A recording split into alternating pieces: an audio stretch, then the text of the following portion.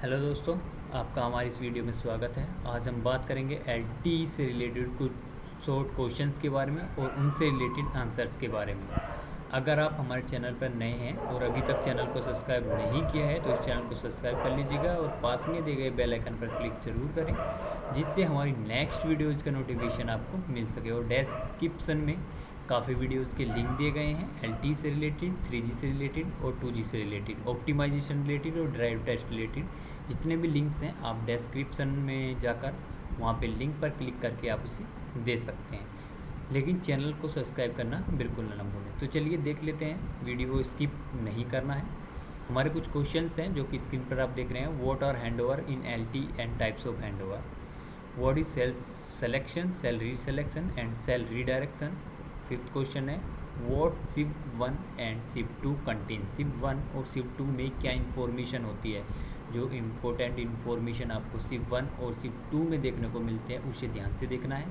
देखिए, आप मैं एक ड्राइव टेस्ट इंजीनियर को बताना चाहता हूँ, आप ड्राइव करते हैं वो अच्छी बात है, लेकिन आपको नॉलेज होना भी, ये नहीं है कि आप ड्राइव कर रहे हैं तो सिर्फ आरएफ रिलेटेड पैरामीटर्स ही पता हो, या जो जिस किट का यूज़ कर रहे हैं आप उस किट के बारे में ही जानते हो, कौन सा वर्जन है, क्या विंडो ओपन करते हैं। सिर्फ यही जानना काफ़ी नहीं होता है। आपको अगर आगे बढ़ना है, अपना प्रमोशन कराना है, तो आपको आगे सीखना होगा। कोऑर्डिनेटर से रिलेटेड इन्फॉर्मेशन आपको जाननी होगी, मैनेजर क्या क्या चीज़ें हैंडल करते हैं वो सारी चीज़ जानने की आपको कोशिश करनी होगी। अगर आप ड्राइव ही करते रहेंगे तो उससे कुछ फ़ायदा नहीं होने वाला है। ठीक है, नेक्स्ट क्वेश्चन हमारा describe LT power on procedure. ठीक है, एलटी पावर ऑन प्रोसीजर क्या है उस बारे में बात करेंगे। मिब कंटेन्स, जो मिब होती है हमारी मास्टर इन्फॉर्मेशन ब्लॉक जो होता है, उसमें क्या क्या इन्फॉर्मेशन आपको मिलती है, ये चीज़ आपको उंगलियों पर रखनी चाहिए।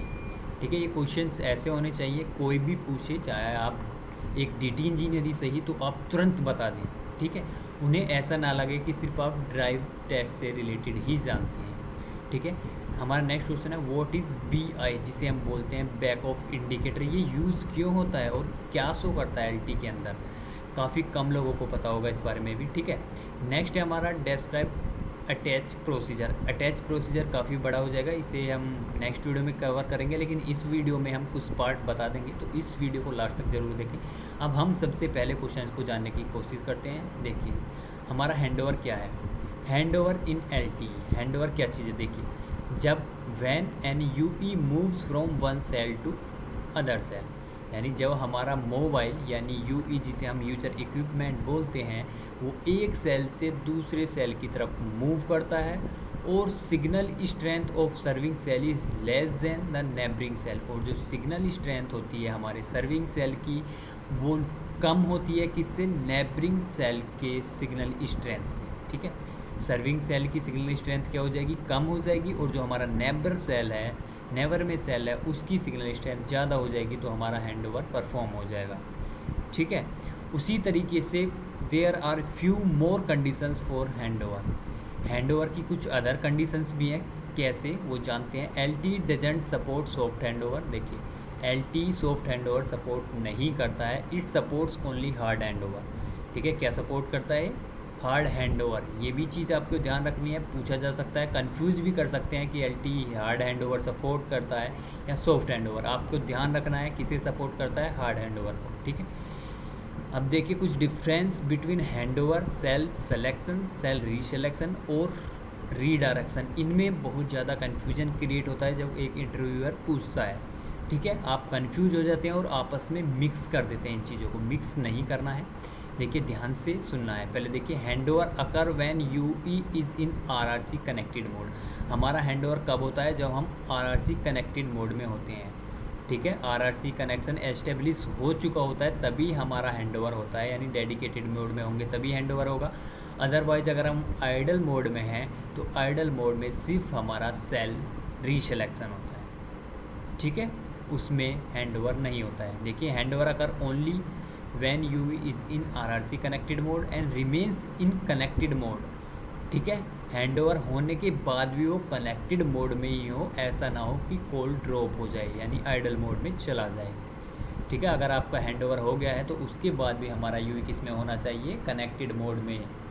ठीक है, नेक्स्ट देखिए, सेल सेलेक्शन। सेल सेलेक्शन क्या होता है, it happens during initial acquisition process using secondary synchronisation signal and primary synchronisation signal. ये कब होता है? जब हमारा इनिशियल एक्विजिशन होता है, ठीक है, उस टाइम पे हमारा क्या होता है? सेल सिलेक्शन होता है। जब हमारा यूई ऑन होगा तो यूई ऑन होने के बाद क्या होगा? सेल सिलेक्शन होगा, सेल सेलेक्ट करेगा हमारा यूई, ठीक है। Next, cell reselection. It happens when an UE is in RRC idle mode. देखिए, सेल रीसेलेक्शन कब होता है? जब हमारा यूई किस में होगा? आरआरसी आइडल मोड में। And moves in a coverage area of poor signal strength. और किस तरफ मूव कर रहा हो? बैड कवरेज एरिया की तरफ मूव कर रहा हो, ठीक है। तो RRC after cell reselection is in idle state. Okay, अब देखिए सेल रीडायरेक्शन क्या होता है? When UE changes its RAT क्या होता है? Radio access technology. जब हमारा मोबाइल फ़ोन चेंज करता है टेक्नोलॉजी को, उस टाइम पे क्या होता है? हमारा सेल रीसेलेक्शन होता है, ठीक है। In redirection UE goes from connected state to idle state. इस चीज़ पे ध्यान दीजिएगा। रीडायरेक्शन में क्या होता है? हमारा UE goes from connected state to idle state. Redirection में हमारा यूई जो होता है, मोबाइल जो होता है, वो कनेक्टेड स्टेट से किस में चला जाता है? आइडल स्टेट्स में।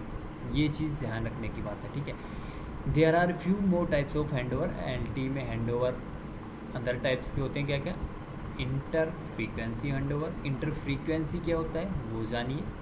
Intra frequency handover, inter RAT handover, intra RAT handover और एक्स2 हैंडओवर। इनको आपको डीपली जानना है, आपको सर्च करना है। देखिए, किसी चीज़ को आप खुद से सर्च करते हैं और उसको थोड़ा बहुत भी पढ़ते हैं तो वो आपको बहुत ज़्यादा याद रहती है, ठीक है।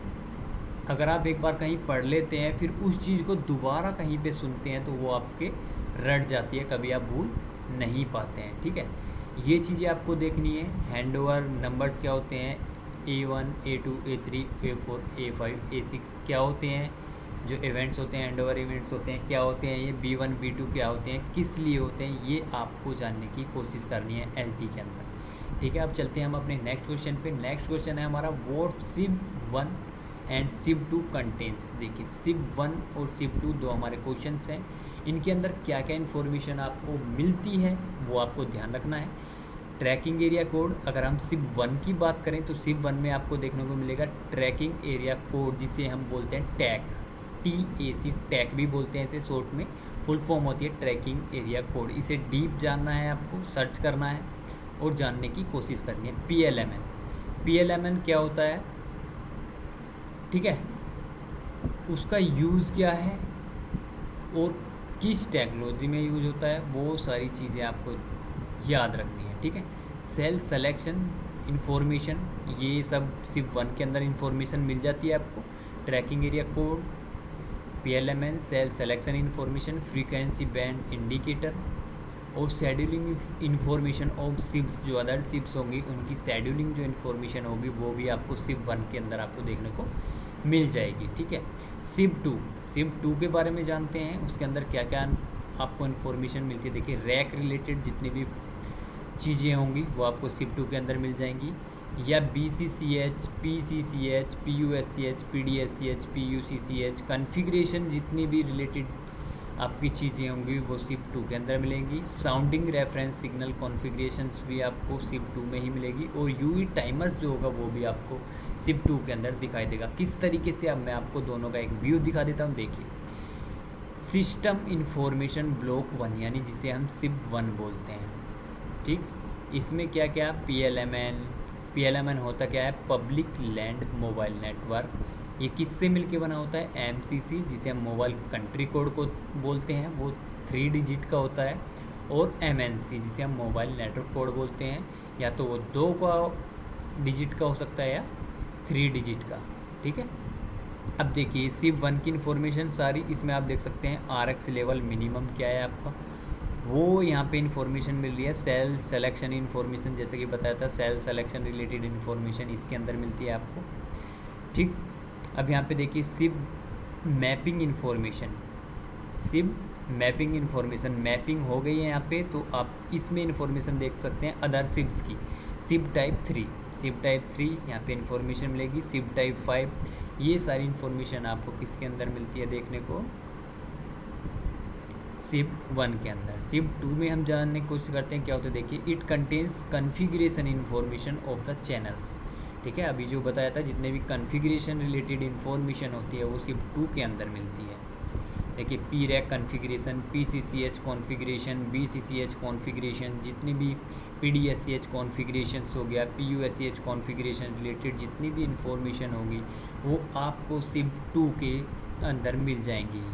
जितनी भी कॉन्फ़िगरेशन रिलेटेड इन्फॉर्मेशन है, दोबारा सुन लीजिएगा, वो आपको कहाँ पे मिलेगी, सिप 2 के अंदर आपको मिल जाएगी।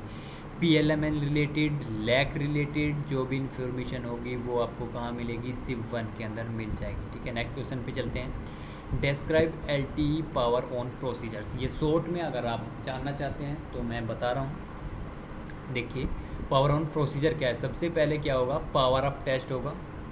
पावर अप अपना यूई होगा, पावर जब ऑन करेंगे सबसे पहले ऑन होगा। उसके बाद फ्रीक्वेंसी और टाइम और फ्रेम सिंक्रोनाइजेशन होता है। ठीक है, इनिशियल सिंक्रोनाइजेशन होता है। उसके बाद ही सेल को सर्च करता है वो ऑन होने के बाद ही। उसके बाद क्या होता है, decode system information message. SIB message जो होते हैं उनको डिकोड करेगा। सेलेक्ट प्रीफर्ड नेटवर्क, यानी जो प्रीफर्ड नेटवर्क है उसको सेलेक्ट करेगा। फिर रैक प्रोसेस होगा, उसके बाद RRC कनेक्शन सेटअप होगा। ठीक है, पहले पावर अप हुआ, उसके बाद फ्रीक्वेंसी टाइम फ्रेम सिंक्रोनाइजेशन हुआ, उसके बाद सिप को डिकोड करना स्टार्ट करा। फिर नेटवर्क सेलेक्ट करा, जो भी प्रीफर्ड नेटवर्क है उसको सेलेक्ट करेगा। फिर रैक प्रोसेस होगा, उसके बाद RRC कनेक्शन सेटअप होगा। ये प्रोसेस आपको ध्यान रखना है। एक दो बार लिख के देख लेंगे या अपने साथ में कोई बैठा है तो उसे बता देंगे तो आपको जल्दी से याद हो जाएगा। मिब में क्या क्या इन्फॉर्मेशन होती है। देखिए, मिब की फुल फॉर्म होती है मास्टर इन्फॉर्मेशन ब्लॉक। इसमें क्या क्या इन्फॉर्मेशन मिलती है, बैंडविड्थ सिस्टम फ्रेम नंबर, जिसे हम SFN भी बोलते हैं शॉर्ट में, सिस्टम फ्रेम नंबर को, और PHICH चैनल इन्फॉर्मेशन, ये आपको मिब में मिलती है। ध्यान रखना है क्या मिलता है, बैंडविड्थ, SFN यानी सिस्टम फ्रेम नंबर, और PHICH रिलेटेड इन्फॉर्मेशन। देखिए, ये हमारा मिब है, इसका व्यू देख लीजिए आप। इसमें देखिए SFN, यहाँ पे सिस्टम फ्रेम नंबर जो है आपको उसकी वैल्यूज़ दिख जाएगी। फ्रीक्वेंसी क्या है आपकी वो दिख जाएगी। नंबर ऑफ़ TX एंटीना क्या है यहाँ पे आपको दिख जाएगा। और डाउनलिंक बैंडविड्थ क्या है वो दिख जाएगी। 5 मेगाहर्ट्ज़ डाउनलिंक बैंडविड्थ है। ठीक है, बैंडविड्थ है। और ये 25 आप देख रहे होंगे, 25 यानी 5 मेगाहर्ट्ज़ के लिए रिसोर्स ब्लॉक होते हैं। कितने, 25। 10 मेगाहर्ट्ज़ के लिए 15 रिसोर्स ब्लॉक, 15 मेगाहर्ट्ज़ के लिए 75 रिसोर्स ब्लॉक, और अगर आप 20 मेगाहर्ट्ज़ LTE यूज़ कर रहे हैं तो उसके लिए आपके 100 रिसोर्स ब्लॉक होते हैं। वो याद रखना है आपको। रिसोर्स ब्लॉक से रिलेटेड क्वेश्चन भी पूछ लिया जाता है। नेक्स्ट क्वेश्चन आपका देखिए, बैक ऑफ इंडिकेटर। ये शायद आपने कहीं ना सुना हो अभी तक। बैक ऑफ इंडिकेटर होता क्या है, देखिए ध्यान से देखिए। बैक ऑफ इंडिकेटर्स जो होता है वो हमें शो करता है ओवरलोड कंडीशन। सेल की जो ओवरलोड कंडीशन है, अगर हमारा सेल ओवरलोडेड है तो उसको इन्फॉर्म करेगा। ठीक है, and it's size is 4 bits. और इसका साइज़ क्या होता है, 4 बिट का होता है, जो रिप्रेजेंट करता है 16 पॉसिबल इंडेक्सेस को। 4 बिट्स का साइज होता है BI का, और रिप्रेजेंट करता है 16 पॉसिबल इंडेक्सेस को। यहाँ पे आप इस टेबल में देख सकते हैं, इंडेक्स 0 से 15 टोटल कितने हो गए, 16। इन इंडेक्सेस को ये शो करता है। ये बैक ऑफ पैरामीटर वैल्यूज़ हैं जो मिली सेकेंड में आपको यहाँ पे दिखाई गई हैं। ये नीचे 14 और 15 ऑलरेडी रिजर्व्ड होता है। ठीक है, तो यहाँ पे देखिए, back off indicator is a special MAC sub header. ये क्या होता है, एक स्पेशल टाइप का मैक सब हेडर होता है जो कैरी करता है पैरामीटर इंडिकेटिंग टाइम डिले। ठीक है, the time delay between PRACH and the next PRACH, यानी 2 पीरैक के बीच में जो टाइम डिले है उसको ये क्या करता है, कैरी करता है। उस इंफॉर्मेशन को, पैरामीटर को कैरी करता है। लेकिन दूसरे पीरैक की ज़रूरत क्यों है, ठीक है, और ये कब भेजा जाता है, क्यों भेजा जाता है, उसके बारे में जानेंगे। देखिए, कुछ केसेस हैं जिनकी वजह से वो भेजा जाता है। You sent a PRACH but didn't get a RAR for some regions. देखिए, हमारे यूई ने पीरैक यानी फिजिकल रैंडम एक्सेस चैनल भेजा, लेकिन उसको बाद रैंडम एक्सेस रेस्पॉन्स नहीं मिला। उस रीजन में हमारा नेक्स्ट पीरैक भेजा जाएगा। यूई सेंड ए पीरैक, यानी यूई ने पीरैक भेजा लेकिन उससे रार भी मिल गया, ठीक है, यूई ने पीरैक भेजा, उसे रार यानी रेस्पॉन्स भी मिला, लेकिन but the RAPID in the RAR is not for the UE. ठीक है, उसके अंदर जो रैपिड है वो उस यूई के लिए नहीं है, उस कंडीशन में भी हमारा नेक्स्ट पीरैक भेजा जाता है। ठीक है, यहाँ पे इसमें देखना, ये जो आप फिगर यहाँ पे देख रहे होंगे, इसमें क्या चीज़ है वो मैं अभी बता दूँ। देखिए, in this case you E would have a question. इस केस में क्या होता है, यूई के लिए क्वेश्चन होता है कि यूई कहता है कि मुझे वो जो नेक्स्ट पीरैक है वो भेजना कब है, ठीक है, और कैसे भेजना है, जो अगला पीरैक भेजना है वो कब और कैसे भेजना होगा। ठीक है, तो इसके लिए क्या होता है, जो हमारा बैक ऑफ इंडिकेटर होता है वही जवाब देता है। जैसे कि हम जानते हैं सभी, जो मैक हेडर है या सब हेडर है, ठीक, has its own data structure. इसका क्या है, एक अपना ही एक डेटा स्ट्रक्चर है, जो कि आप नीचे देख रहे हैं यहाँ पे, इसका एक अपना डेटा स्ट्रक्चर है। The structure of back off indicator is shown is here. यहाँ पे आप नंबर्स देख रहे होंगे 1 2 3 4, जो अभी बताया था कि ये जो BI होता है, बैक ऑफ इंडिकेटर होता है, वो 4 बिट्स का होता है। 4 बिट्स का मतलब है, आप ये मत समझ लेना कि 1 2 3 4, यही 4 जो बिट्स हैं यही 4 बिट्स है। 4 बिट यहाँ पे आप देख सकते हैं, ये जो डंडा देख रहे होंगे, इन दो डंडों के बीच में 1 2 3 4, यानी कितना बिट्स का होगा, 4 बिट्स को शो करने के लिए मैंने ऐसे लिख दिया है। ठीक है, BI इंडिकेटर कितना होता है, 4 बिट्स का। ठीक, और ये कहाँ से कहाँ तक इसकी इंडेक्स वैल्यू कितनी होती है, 0 से 15 होती है। एक एग्जाम्पल के ज़रिए हम समझने की कोशिश करते हैं। देखिए, सपोज़ कीजिए if the back off indicator field value is 10, यानी BI की वैल्यू हमारी क्या है, 10 है, और back of parameter value is 320। ठीक है, बैक ऑफ पैरामीटर वैल्यू कितनी होगी, 320। ये 320 कहाँ से आया, अभी टेबल मैंने आपको दिखाई थी। अगर BI की इंडेक्स की वैल्यू 10 है तो बैक ऑफ पैरामीटर की वैल्यू 320 कैसे होगी। देखिए, इंडेक्स की वैल्यू अगर 10 है, BI इंडेक्स की वैल्यू 10 है, तो उसके सामने आप देख सकते हैं 10 के सामने क्या है, 320 मिली सेकेंड में होगा ये। ठीक है, कितनी वैल्यूज़ होगी, 320 मिली सेकेंड। इसका मतलब क्या होगा, this means UE can send PRACH any time in between 0 and 320 millisecond from now. ठीक है, यानी 0 से 320 मिली सेकेंड के बीच में यूई किसी भी टाइम पीरैक को भेज सकता है। ठीक, यहाँ पे आप इस फिगर को देख सकते हैं। इसमें आप नोटिस करेंगे जो बैक ऑफ इन सब हेडर्स हैं, यहाँ पे आप देख सकते हैं ये बैक ऑफ सब हेडर्स, यहाँ पे सब हेडर 1, सब हेडर 2, नंबर ऑफ सब हेडर्स यहाँ पे आपको देखने को मिल जाएंगे। इनमें क्या है कि कोई भी कोरस्पॉन्डिंग पेलोड पार्ट नहीं है। ठीक है, पेलोड पार्ट जो है यहाँ पे आप नीचे देख सकते हैं, मैक पेलोड, वो इनसे अलग है, यानी इसमें कोई भी कोरस्पॉन्डिंग पेलोड पार्ट नहीं है। इसका मतलब क्या हुआ, जो आपका बैक ऑफ इंडिकेटर इन्फॉर्मेशन होगी वो कैरी की जाएगी डायरेक्टली मैक हेडर के द्वारा। ठीक है, यह कोई भी पेलोड फील्ड को यूज़ नहीं करेगा इसके लिए। ठीक है, तो आज से हमारे ये क्वेश्चंस, नेक्स्ट वीडियो में मिलते हैं हम अपने अटैच प्रोसीजर के साथ। तो चलिए, आज के हमारे वीडियो में इतना ही, तब तक के लिए धन्यवाद। मिलते हैं नेक्स्ट वीडियो में, जुड़े रहिए इस चैनल से। धन्यवाद।